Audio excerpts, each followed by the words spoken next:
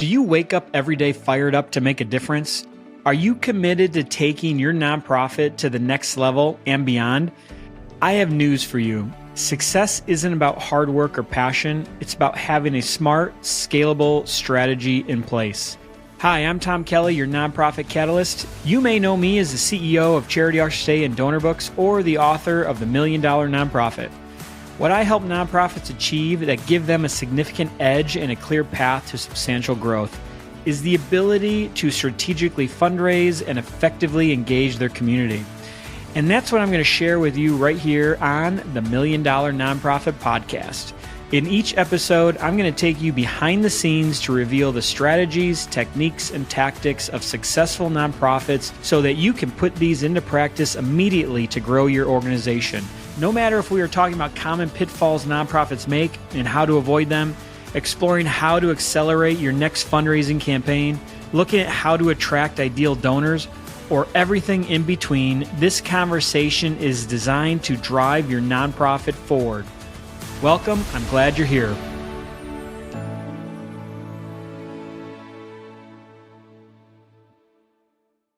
Welcome back to the $1 Million Nonprofit Podcast. Today, we're diving into the world of managing small nonprofits. We know that at this stage, resources can be tight, volunteers may be scarce, and balancing a small budget with big ambitions can be a real challenge. But the right mix of creativity and leadership, it's entirely possible to scale your nonprofit to new heights. To help us navigate this topic, we're thrilled to welcome Conner Hampton, Executive Director at a major nonprofit in Wichita, Kansas. Conner is a highly respected leader in the nonprofit sector and extensive experience in guiding small nonprofits towards success. Conner, it's an honor to have you on our show. Welcome. Thank you. I'm happy to be here. I'm a huge fan of the show and truly honored. Can't wait. Awesome. So tell us a little bit about what are some of the challenges small nonprofits face when they're just getting started compared to some of the larger ones that you might have worked with in the past?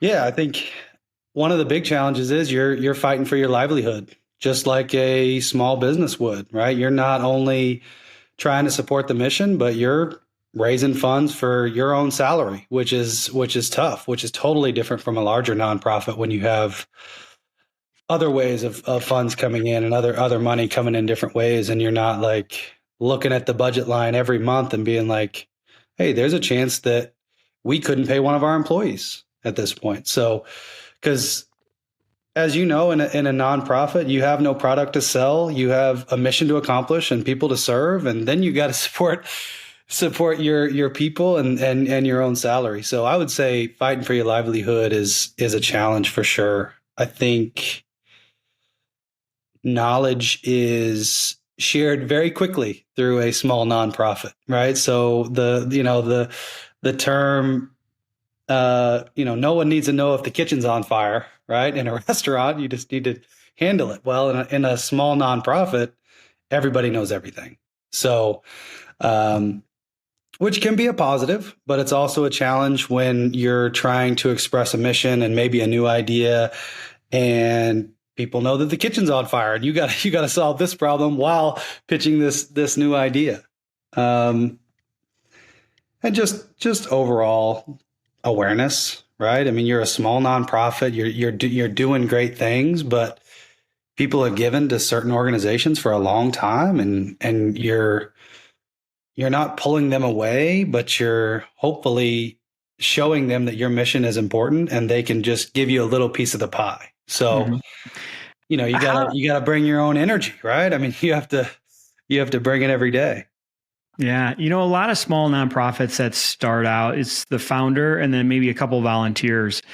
A lot of them, you mentioned the salary, paying yourself a salary, making enough to pay yourself a salary to kind of keep the mission going. And sometimes some early stage nonprofits think of paying themselves as like a dirty word. Like I can't be doing that. All the money needs to be going to the mission.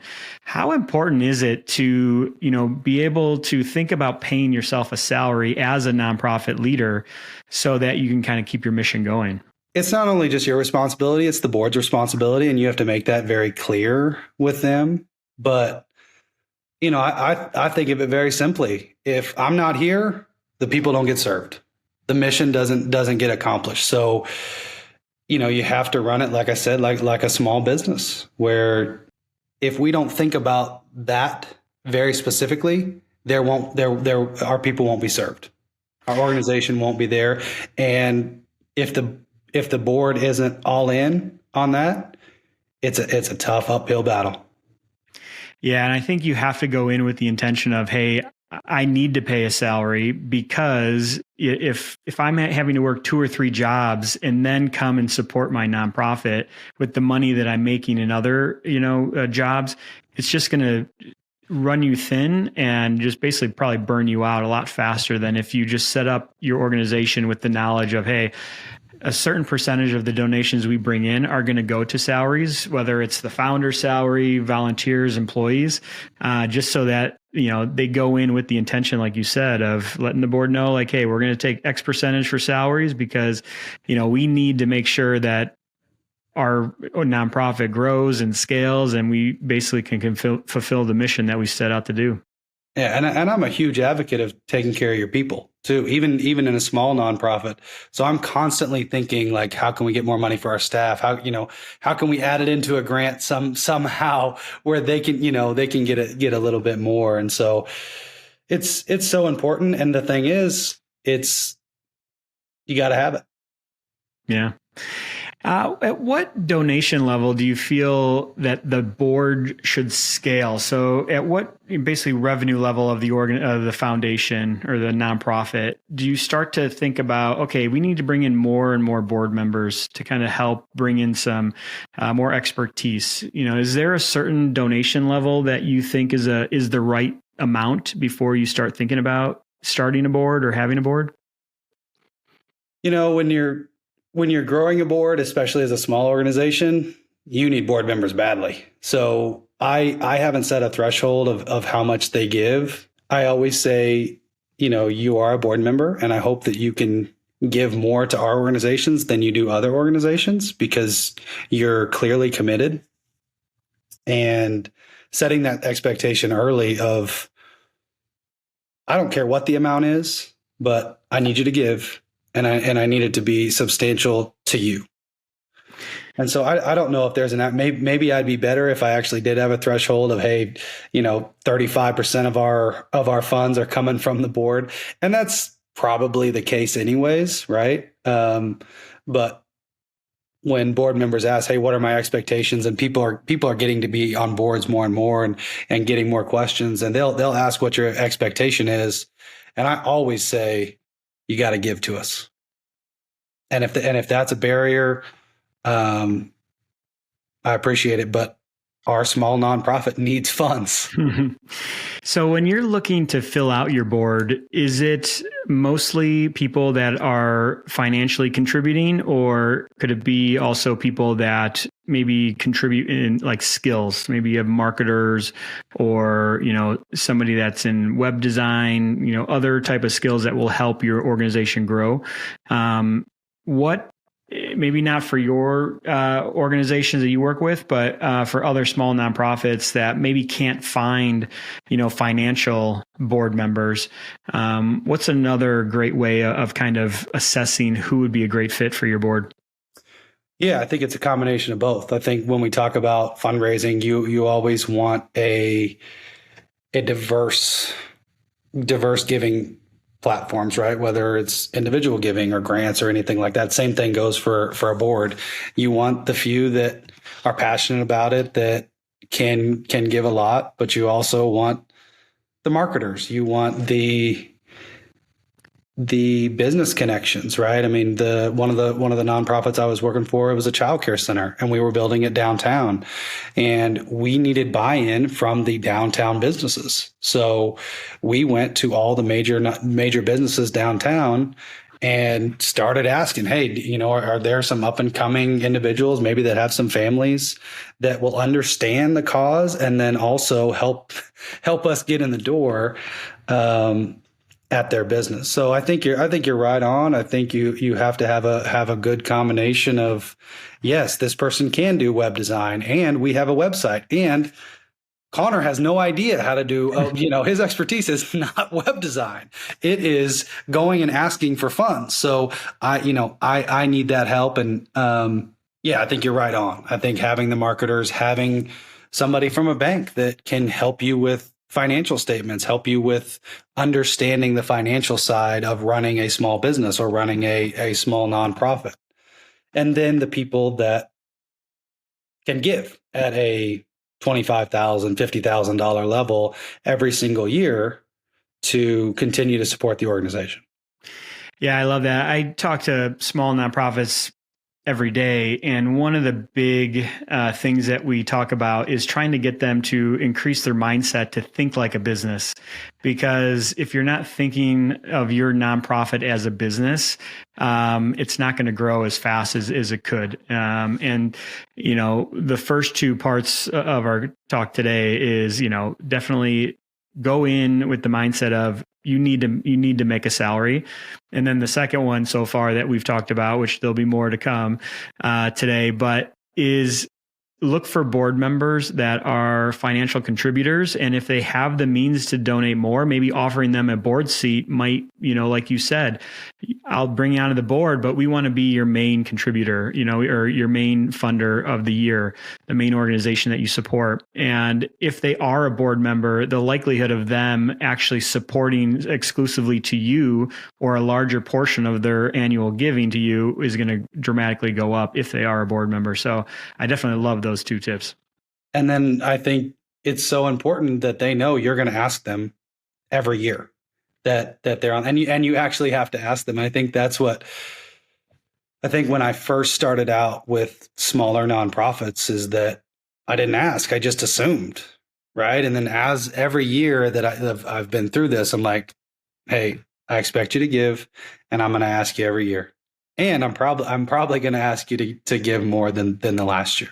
Yeah, having them as a board member, and then being able to see the financial stability of the organization also can help contribute to be like, hey, make it easier for you to make that ask to them. To be like, hey, we're $5,000 short this year. Would you mind, maybe increasing, your donation level to help us cover this? So them having kind of that backroom, visibility into the organization, I definitely think it helps. And I think you're right. Like, not enough people, they just assume that they're going to donate every year. And really, I think part of running a nonprofit is you have to go out and ask every year, no matter what. Like, never assume that this person is going to be a recurring donor. You have to go out and make it, pitch your case, I think, every year to them. And I think I know I made the mistake first year of saying it in a board meeting. Like, hey, I'd like you to give a gift to this organization. And a few people that got it, that understood it, gave right away. But it didn't start happening consistently until I made the ask individually. So assuming that they're just going to give, you're 100% right. But I think you need to make that ask special to them. Just like you would any other donor, you can't just assume that your board is going to give because they've always given. Got it. So what you just said there was, yeah, one of the things that you wish you would have done different is you made the ask, or you kind of set the attention at a board meeting, and maybe they weren't all listening. Is that what you're thinking? Yeah, or there's so much in a board meeting, so they're thinking about other things, it's like, oh yeah, he did ask, rather than me going to taking them out to lunch or going to their house and talking more, and then as relationships are huge. Anytime there's a new project, I ask donors that are excited about that project, hey, do you want to give more than what you gave last year to support this? So listening and making sure that, and I think that's maybe the overall message of small nonprofits. Your board means more to you than anything. So you got to take care of them. You have to listen to them. Can't assume, and you got to treat them sometimes even better than just every other donor. Well, and I like what you said about kind of personalizing the ask, take them out to dinner, bring them to coffee, go to their house and sit down, or invite them over to yours and really have that personal connection one-on-one with them, because I think that's really what they want. They want to feel appreciated, that, you're taking the time out of your day and not just sending a letter in the mail asking for money, or, a generic ask on a group Zoom call. I think having that personal connection with them is going to increase the likelihood that they're going to give recurring, years in a row. So definitely a great idea there for people to pick up on. So, what are some effective strategies for small nonprofits to basically maximize the limited resources that they already have? Yeah, I think we rely so heavily on volunteers. I think that just like your board, but I think you need to reach out and ask specific asks of volunteers, not in terms of gifts, but if you don't have a web designer on your board, you reach out to somebody in the community and ask for help. When smaller nonprofits go out and ask for web design, or they go out and ask for social media help, it's not like this, just this small little budget line. They actually need the help. And so you're genuinely asking for help. So I think you have to lean heavily on volunteers, and you have to make the ask. And same thing, I thought I could do it all. I thought I could do everything. I was the child care center. That was a one person shop. And I thought I could post on social media all the time and make sure I had all the donor calls done and update the website. I learned that quickly. I couldn't. So actually leaning on volunteers, I think that now space, or in a hard location, isn't as important.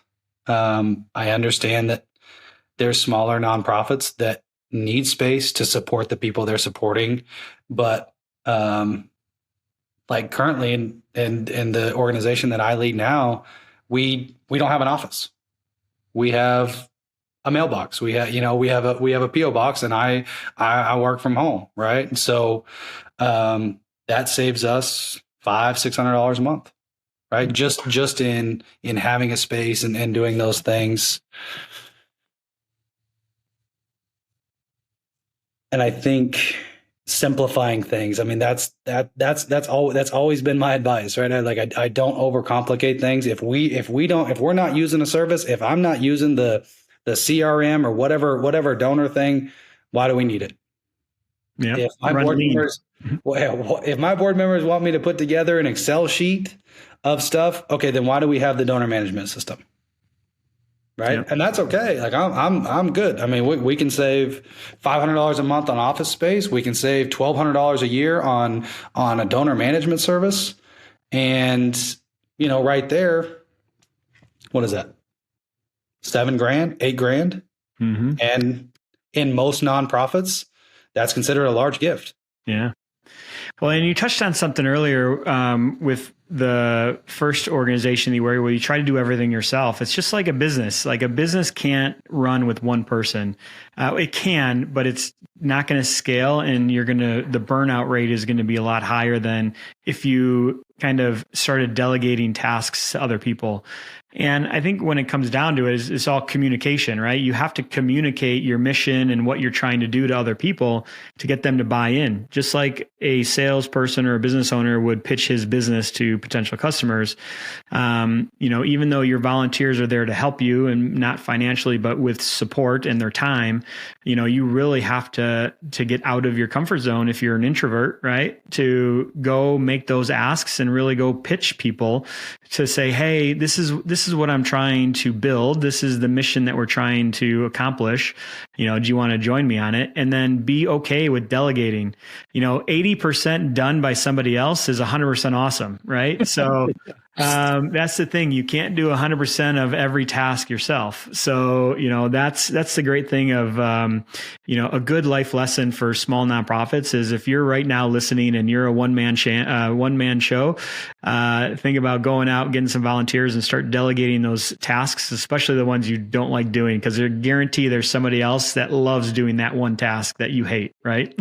And that's what got me over the hump is I'm not, yes, I'm asking so I don't burn out, but I'm asking for the mission. I'm asking for the people we support. I'm not asking to help Conner all the time. I mean, there may be a few like that, right? There may be, hey, can you help me with this social media? I have no idea what I'm doing.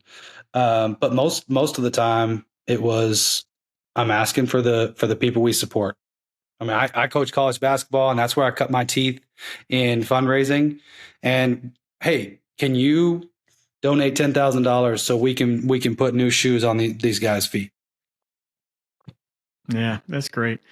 So, going back to the board members, how do you set up and like manage the expectations of the board members when you're starting to fill out your board, or you have a new board member that kind of comes in? Yeah, and I think that goes for interviews too. I very, very early on, I set a clear expectation that success doesn't happen overnight.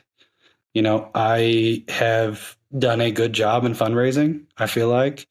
And just because someone gave to me at a previous organization or just because I have a relationship doesn't mean that I'm going to come in and raise $1 million right away, right? That's a goal, but it can't be the expectation. Or it can't be the expectation that the new development person, the new executive director is going to come in and save this organization, right? And so I made it very clear in the interviews that it's going to take time. It's going to take time for me to figure out how to tell our story, figure out who can support us and in what way, and then lean on my expertise 6 to 7 months down the road to be able to cultivate those relationships, get in the door, tell our story, and then make the asks, right? Because I've made asks too early and it doesn't work. And so I set the expectation that I'm not coming in to save the day. I'm coming in to support our mission and support the people that we serve. And yes, I will raise money. I know that's my job, but it's not going to happen right away. I think setting that clear expectation and then having a plan behind it, I think makes people feel better, right? Like when you're when you're on an airplane and the captain comes over the loudspeaker and says, "Hey, we're about to have some turbulence," and you actually do have turbulence, you're like, "Oh, the captain said it. It's all good." But if the captain never said it and the plane starts going up and down, you're freaking out. So, and it's the same thing with setting expectations for board members. Hey, here's the plan. It may be a little bumpy along the way. It's not going to happen right away. Funds may be down a little bit the first year, but it's going to come up the second year, right? So having clear expectations, having a clear plan makes board members feel better about the turbulence and feel better about the tough times, or when the kitchen's on fire, you're like, hey, part of the plan. And one thing I always say, I say it a lot, is that sounds like a great idea. But at this point right now, we don't have the capacity to achieve that idea. Like, I love it. Like, hold on to it. And I tell board members that all the time. Right now is not the idea time. Right now we are in full fundraising mode. We're at the end of the year. We have to come up with we already have a plan set. Let's stay consistent in our plan, stay disciplined in our plan, and let's achieve that now. And then let's put that idea on later. So I'm sure my board members cringe when I say, hey, that sounds like a great idea, but not right. But that's a great, right now. That's a great tip, because a lot of people feel that if you have a financial board member that's contributing financially that you almost have to implement every one of the ideas that they have. But a lot of those ideas, like you said, that you just can't do it now. And if you try to just deviate from your current plan, that's probably going really well, and you just need a few more months to achieve it. Throwing another wrench in there and another idea to try is just going to deviate from time and man hours and attention to accomplishing the main mission, right? So I love that idea of, being able to tell people like, hey, you don't have to take on every idea that a board member has, because I can just imagine when you said that, right? I'm thinking like of all the board members that you've, worked with, there's probably been hundreds of ideas, thousands of ideas. And it's like, if you tried to implement even half of them or a quarter of them, you would probably go lose your mind a little bit, right? Yeah. And that's we have 13 board members currently, and that's 13 different ideas on one topic, right? And so they're all not going to be aligned. You're putting on an event, and 13 people have 13 different ideas.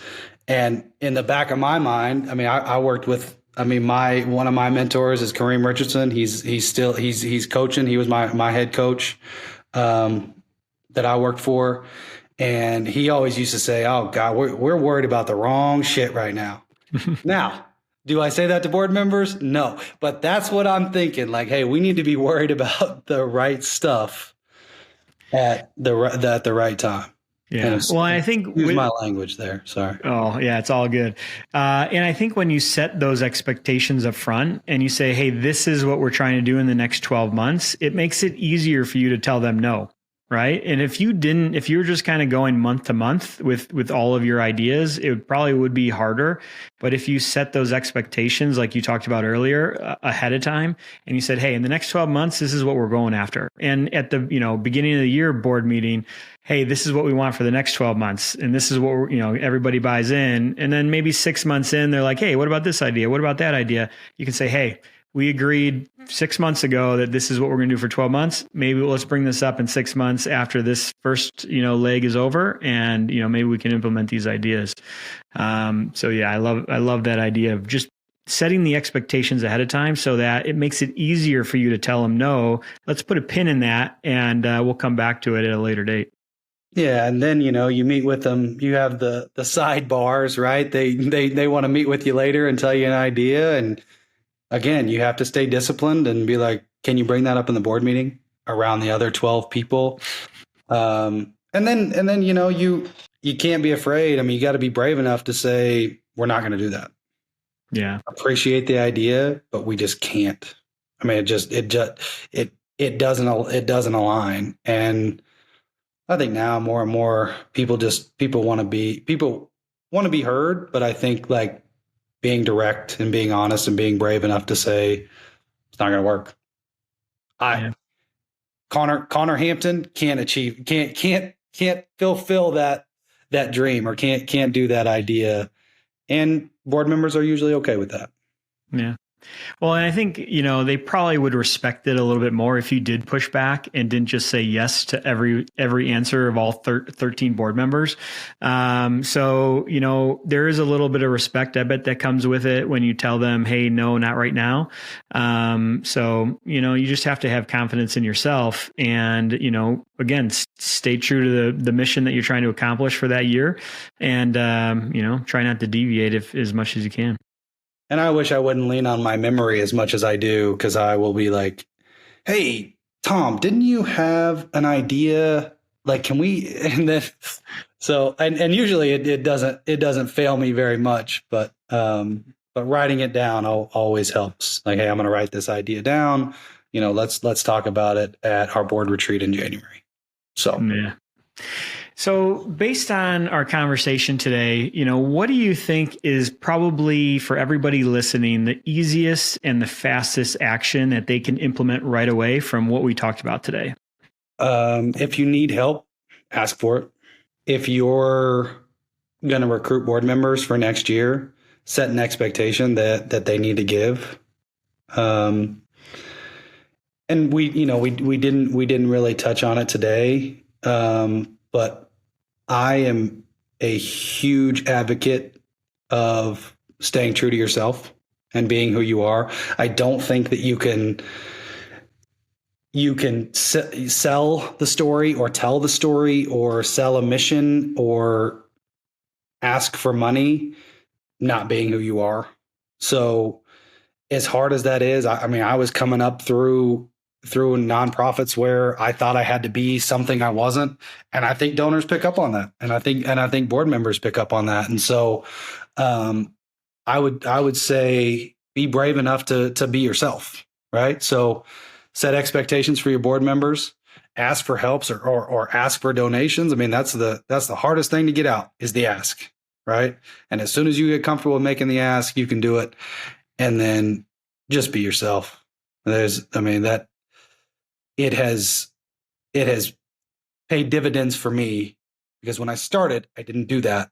And when I accepted that I'm going to be Conner Hampton every single day and support this mission the way authentically, the way I want to, it's helped a lot. Yeah, I think that's great advice, because people, when you're not authentic, people will 100% pick up on it. And especially if you're asking for donations, and if you're not authentic in what you're saying, or if they're not believing you if they don't think that you believe in what you're saying, they're definitely not going to donate to your organization. So I love that advice of just be yourself, be your authentic self.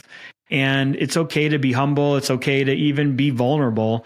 And you know what? If you screw up, it's okay. Tell them you screwed up. People appreciate that. And I bet you your board sometimes, they don't want all the wins. They're going to be like, hey, we can't win every single week, every single month. Like, you have to share some of the bad times too with the board to get them bought in. But then even with your donors, sharing, some of the bad times that happen might bring them on board too, to kind of donate more when you need help. You need to build that relationship with them, and people only build relationships with people that are authentic. And so I heard I can't remember who it was, but they said your highest vibration is when you're being authentic, being your authentic self. And that's when you have a great rapport with somebody, it's really, you're just being yourself, you're being authentic. And that's what people are resonating with. And you can get in that really good flow state with other people. And, they like you, they want to be around you, you build that great relationship. And, it all comes down to authenticity. And I think you hit the nail on the head at the end there is, you just have to be yourself and be authentic, and, try not to, be somebody that you're not, because, people will catch up or pick up on that right away. Yeah. And I think I've been in an organization, leading the organization when we had $9,000 in the bank. We had 3 months to go before we shut it down, or I had to go find a new job. And the feedback or the thoughts from the board members was, well, we can't tell anybody. And I'm like, no, I think we have to be completely honest. I think we're doing a great job with this capital campaign. We're moving forward. We're doing this, but we need funds for operations. So again, it hasn't been an easy road in small nonprofits, and I want to make that very clear. But we didn't shy away from it. I told the donor, hey, we got $9,000 left in the bank. I need you. I need you to give to help us push through this hard time. We have year end coming up. And I know we're going to be okay, but we got to get through this part. And it worked. And we were honest about it. And so I think that's another thing that you can do if you're struggling. You gotta ask for help, and you gotta tell people where you're at. Yeah. Yeah. I love it. Well, Conner, this has been a great conversation today. Thanks so much for joining us. And, we wish you all the best in all your endeavors. And thank you so much for sharing your expertise on board members and setting expectations and all the insight that you've been able to provide today. Well, Tom, you're one heck of a host, man. I've really enjoyed the conversation, and you got a lot of great nuggets that I'm gonna take back with me. So appreciate you very much. Well, that's wonderful, Conner. Thank you so much. Do you wake up every day fired up to make a difference? Are you committed to taking your nonprofit to the next level and beyond? I have news for you. Success isn't about hard work or passion. It's about having a smart, scalable strategy in place. Hi, I'm Tom Kelly, your nonprofit catalyst. You may know me as the CEO of Charity Auction Day and Donor Books or the author of The $1 Million Nonprofit. What I help nonprofits achieve that give them a significant edge and a clear path to substantial growth is the ability to strategically fundraise and effectively engage their community. And that's what I'm going to share with you right here on the $1 Million Nonprofit Podcast. In each episode, I'm going to take you behind the scenes to reveal the strategies, techniques, and tactics of successful nonprofits so that you can put these into practice immediately to grow your organization. No matter if we are talking about common pitfalls nonprofits make and how to avoid them, exploring how to accelerate your next fundraising campaign, looking at how to attract ideal donors, or everything in between, this conversation is designed to drive your nonprofit forward. Welcome, I'm glad you're here.